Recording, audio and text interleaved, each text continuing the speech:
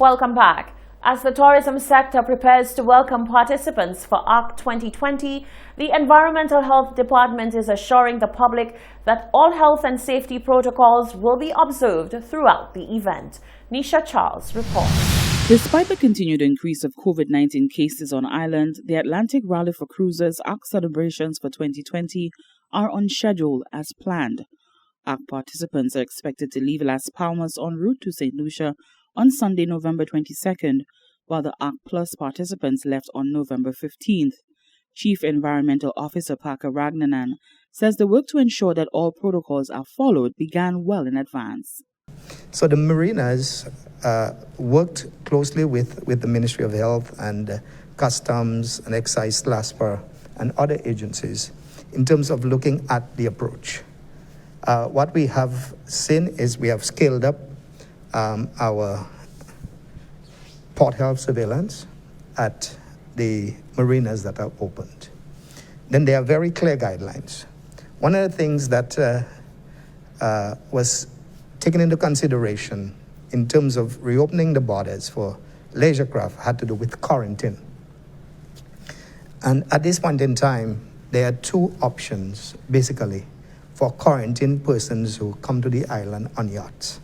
Quarantine options for people coming on yachts are to be quarantined on the vessel itself or at a certified quarantine facility. Ragnanan further explained the protocols.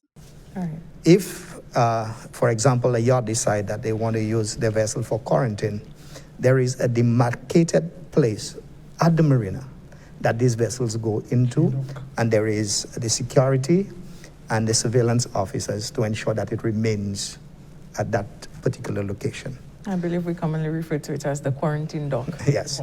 Further, what we have is the medical personnel, the port health personnel, who would from time to time be doing the medical screen, the checks, the temperature readings to ensure that things are remaining within the acceptable standards. ARC participants will have to present a maritime declaration of health as well as be subjected to the screening process on arrival. One of the requirements for St. Lucia is that all persons who are in the ARC event this year, they would do a PCR test before leaving their port. That's in Las Palmas? Yes, okay. And coming across to St. Lucia. So that is one. Secondly, every yacht must submit a maritime declaration of health. When persons get to St. Lucia and when they have been cleared, so there's going to be a screening process that persons must go through as we have at our ports. So they would be doing the temperature checks, they would be doing the medical evaluation, and they would be determined as to whether they can be given clearance or not to berth in our ports. Participants may also be subjected to a second PCR test on arrival in St. Lucia. Over 450 crew members representing 135 nationalities will take part in the ARC celebrations this year. For the Hot 7 News, Nisha Charles reporting. The Christmas season usually sees an increase in crimes, particularly theft. The Royal St. Lucia Police Force says protocols will be heightened in order to ensure the safety of the public, particularly during this COVID-19 fight. As soon as the chills begin to hit, many St. Lucians begin to prepare for the Christmas season. The festivity of this time, however, comes with increased concerns about safety as crime increases. Minister with responsibility for national security, Hermangild Francis, says it is a common occurrence for crimes against people such as theft and burglaries to take place. He says due to COVID-19, this issue may be exacerbated. I want to inform our St. Lucians that we have to be very, very careful how we traverse the streets and places in St. Lucia, especially now. With this COVID situation, there is a mandate for persons to be wearing masks. A lot of the criminals are going to be using that subterfuge that because they're duty bound to wear the mask, they will wear the mask and commit crime. So then there's a difficulty associated with that. For its part, the Royal St. Lucia Police Force has informed that though they are battling a dual war, Deputy Police Commissioner Milton Daisy has noted that the force will be employing many measures to ensure safety and security. We have our plans in terms of the patrolling and the targeted patrol, and this is one thing we realized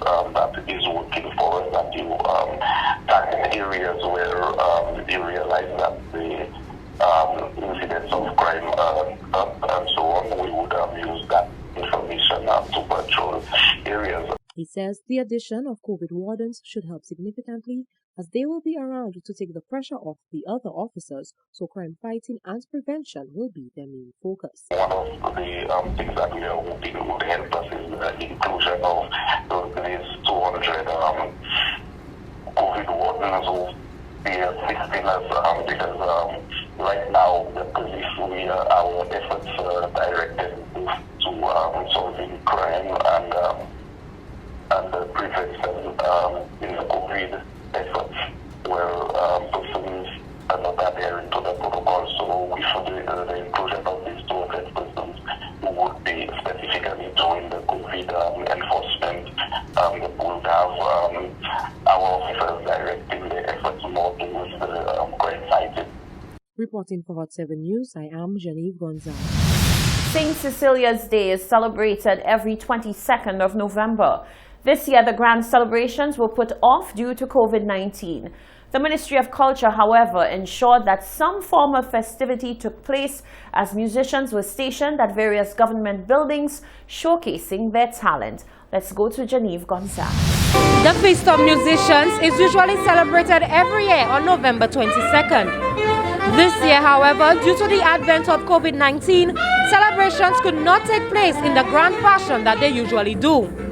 On Friday, however, we saw many musicians stationed at various government buildings serenading the public as they went by.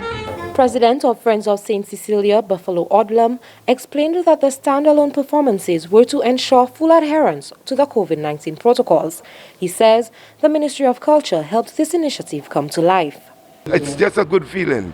The government decided that, listen, you know what, there's a lot of damper in the atmosphere, so they're going to support the musicians by sponsoring St. Cecilia's Day. So we have to thank the minister and the crew at Creative Industries for reaching out to the musicians.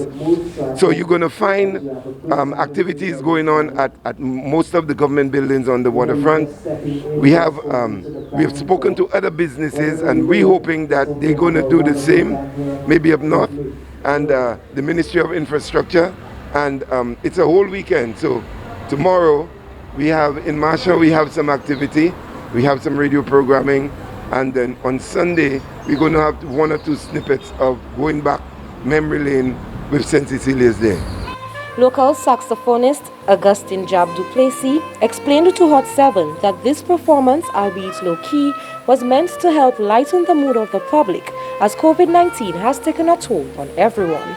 And when I was called upon to do the performance today, I didn't even remember that Sunday was Musicians' Day because everything is so quiet. So I decided, because of the mood of the people, that I should participate. So I decided to come through the invitation of Buffalo Odlum.